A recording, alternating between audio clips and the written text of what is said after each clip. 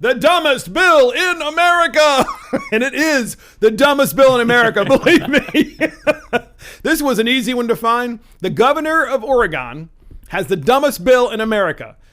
She intends to pass House Bill 2020, which is an emergency climate legislation, piece of legislation that will collapse the countryside, just like Ireland, and force people into the cities. And we actually, what's interesting about this, it will, of course, increase prices of gasoline. It'll increase prices of energy. It will make it very difficult for people who live in the countryside to be able to survive because it'll shut down traditional industries in Oregon. It is really a landmark piece of legislation. And the Republicans left the state capitol so that they wouldn't have to vote on this, because in Oregon, you need a quorum, and you need at least two of the Republicans to make a quorum with the majority party Democrats in the Senate. And the Republicans said, you know what, we're not going to show up. So they're hiding. And we actually have a clip from the Republican Senate Minority Leader who is talking about this bill. And here's the clip. What will 2020, as written, do to rural Oregon? It'll devastate it. Simply because rural Oregon's economy is based on natural resources, and this bill will, the way it is currently written, will devastate those industries and natural resources, whether it's the timber industry, the fishing industry, the agriculture industry, the mining industry. Any of those industries and manufacturing will be devastated the way the bill is. And I just want to add this. I want to add this to the Senate Minority Leader, what he said. I pulled up the bill, House Bill 2020, and it says on the impact statement, the impact explanation is what they call it in Oregon, of what the bill will actually do.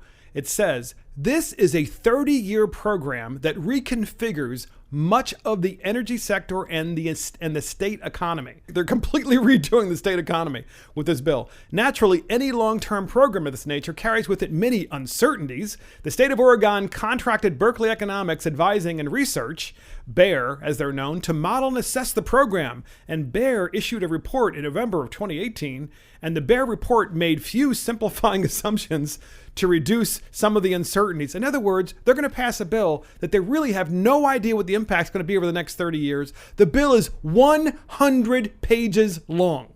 Gentlemen, thoughts on this? Well,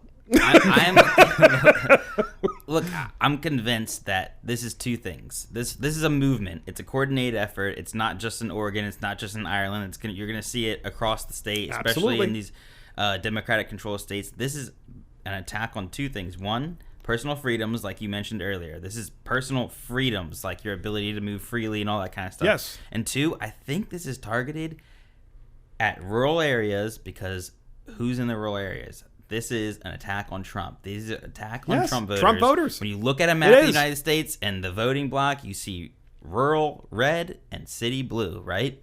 I mean, and they want all that red to move into the city and become reliant on state government, federal government. Absolutely. I mean, that's a coordinated strategy. I'm convinced of it. I completely if I'm agree. not mistaken, didn't she so the Republicans left because they didn't want to vote on this. They didn't want to give them quorum. Didn't she try calling in the state troopers to physically Oh yeah. bring the almost to handcuff them against their will. That's really the beatings will continue until morale improves there. Right. It's very Stalin-esque. It's What I Stalin-esque. love is that apparently all of the members of the minority party are out of the state. They're in different states. They're literally like, I mean, the people are like, well, they have jobs to do. I'm like, no, they're protecting personal freedoms. Yes. Like, is that higher than voting? And they didn't go to California. They went to states like Idaho. Which I love. I think it's awesome. But here's the thing. Major cities in states are dominating the electoral process, certainly in some states, right? And those cities use their electoral dominance to collapse the countryside. And we're seeing this in Ireland. We're seeing this in Oregon. And we're also seeing this in California. And it's forcing people to move into cities by way of emergency crisis legislation, because this is an emergency piece of legislation that she has proposed here, that she's trying to pass, of course. And all of this is a precursor to what will happen to America if the Electoral College is eliminated. It's the tyranny of the majority. I'm absolutely convinced, but we're seeing this in microcosm on a state-by-state basis. Guys, comment on that. Absolutely why the Electoral College was put into place. it's working exactly as it was designed to do. Yes. And so Agreed. And we're seeing states, of course, do the opposite, and of course they're subjugating their minorities, in this case, Republicans and Trump voters in the countryside and elsewhere, and saying, you know what, you don't matter, and we're going to do everything that we can to bankrupt you and to make life so difficult for you. You're going to be forced to move into the city, and we don't respect your way of life. I mean, hey everybody, this is Mark Fisher with Mark and the Millennials. Don't forget to like this video and subscribe to our channel.